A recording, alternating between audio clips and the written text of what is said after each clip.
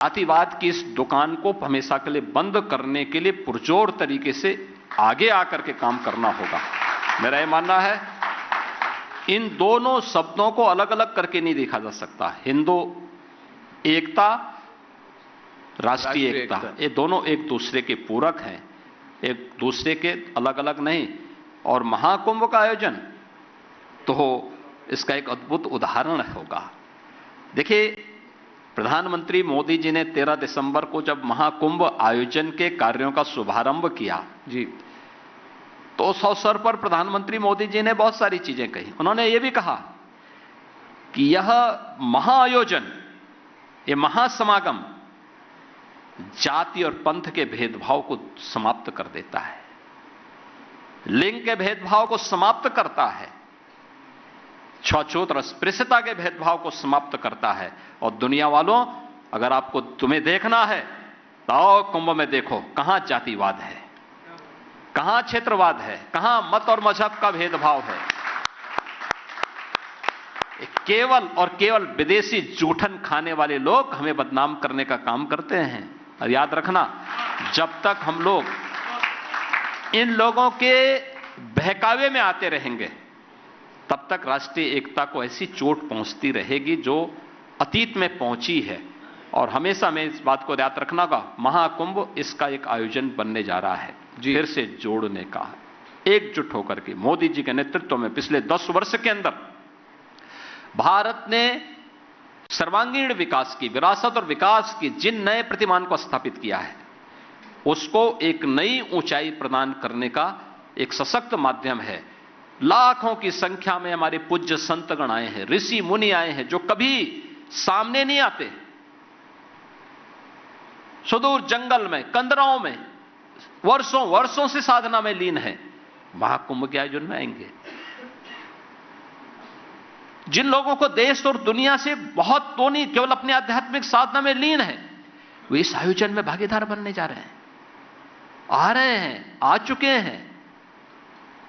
और वे दिव्य शक्तियों के भी दर्शन इस अवसर पर होंगे, जो एक सामान्य भौतिक दृश्य देखने वाले लोगों के लिए, यानी जिनके लिए एक अविश्वसनीय होता है, वे सबके भी दर्शन वहां पर देखने को मिलेंगे। और इसलिए हमारा सौभाग्य है कि इस आयोजन के साथ जुड़ने का और उसमें सेवा करने का एक अवसर हमें प्राप्त हो रहा है। योगी जी, देखिए, आपने बटेंगे और कटेंगे की बात कही, और आपने कहा बटेंगे तो कटेंगे और एक रहेंगे तो नेक रहेंगे।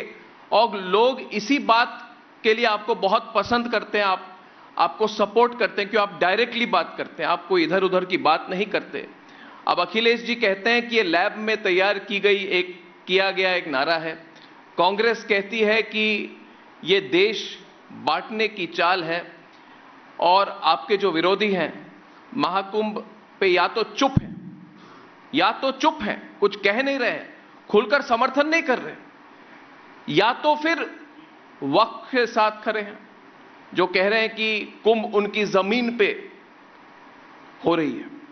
तो मैं चाहता हूं कि आपने बटेंगे और कटेंगे की बात कही, अपने प्रतिद्वंदी जो है, आपके जो ओपोनेंट है, वो जैसे स्पिन देते हैं। और दूसरा उसके साथ जुड़ा सवाल, क्योंकि आप इस पर विस्तृत तौर से कहे, सवाल लोगों के मन में यह भी है योगी जी कि यह समागम होगा, एकता होगी, क्या महाकुंभ के बाद में एकता रहेगी?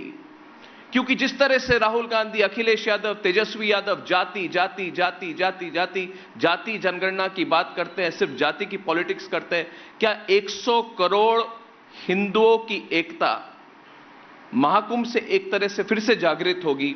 क्या उसको और बल मिलेगा और रहेगा उसके बाद? क्या जाति की पॉलिटिक्स खत्म हो सकती है देखिए महाकुंभ के बाद? देखिए, देव और दानव, सुर और असुर, ये हमेशा से इस धरती पर रहे हैं और सबको रहना चाहिए। जोड़ने वाले लोग ये मानव परंपरा में हैं, तोड़ने वाले लोग दानव परंपरा को मानने वाले लोग हैं, उनके अनुयायी हैं। तो दानवों ने हमेशा तोड़ा है, वे आज वही बात करते हैं। जो लोग भारत को डिस्कवरी ऑफ इंडिया से भारत को देखना चाहते हैं जी, जिनका नजरिया वह है जी, वे भारत को नहीं समझ पाएंगे, वे नहीं समझ पाएंगे। जो अपने को एक्सीडेंटल कहते हैं वे भारत को नहीं समझ पाएंगे। भारत को वही समझ पाएगा जो भारत की इस आध्यात्मिक परंपरा को, जो राम की परंपरा है, कृष्ण की परंपरा है, भगवान शिव की परंपरा है, शक्ति की परंपरा है, इस परंपरा के प्रति श्रद्धान्वित हो जी, वही भारत को जान पाएगा। एक और मुझे लगता है कि उसकी चिंता नहीं करनी है। देश की जनता जागरूक हो चुकी है, एक्सपोज हो चुके हैं लोग, इनको इससे ज्यादा नंगा करने की आवश्यकता नहीं है। क्योंकि हमें तो कभी कभी डर लगता है कि कहीं इससे ज्यादा इनको और एक्सपोज करें तो कहां ये मुंह दिखाने लायक बचेंगे, कहीं नहीं बचेंगे। एक दूसरी स्थिति है, जहां तक आपने वक्फ की बात की है जी, मैं तो कभी कभी आश्चर्य होता है, ये वक्फ बोर्ड है या कोई माफियाओं का बोर्ड है, भू माफियाओं का बोर्ड बन गया है। अरे याद रखना, एक एक इंच लैंड लेंगे, एक और हमने उत्तर प्रदेश वक्फ अधिनियम में संशोधन किया है। पूरी 1369 फसली से लेकर के अब तक की एक एक राजस्व के अभिलेख की जांच करवा रहे हैं, और जिसको भी वक्फ के नाम पे कब्जा किया होगा उस एक एक इंच लैंड को लेकर के वापस करेंगे और गरीबों के मकान बनाएंगे, सार्वजनिक संस्थाएं, अस्पताल बनाएंगे, अच्छे शिक्षण संस्थान बनाएंगे। और कुंभ में दावेदारी करने वाले लोग जी, अपनी गनीमत देखो, अपनी खाल बचा लें तो गनीमत होगी उनके लिए। वो कहते हैं, सवाल मेरा है, वो कहते हैं कि ये हमारी धार्मिक अधिकार, हमारी धार्मिक अधिकार हमसे कैसे खींची जा सकती। जब इनका बीज नहीं फूटा था, हमारी कुंभ की परंपरा उससे पहले से है।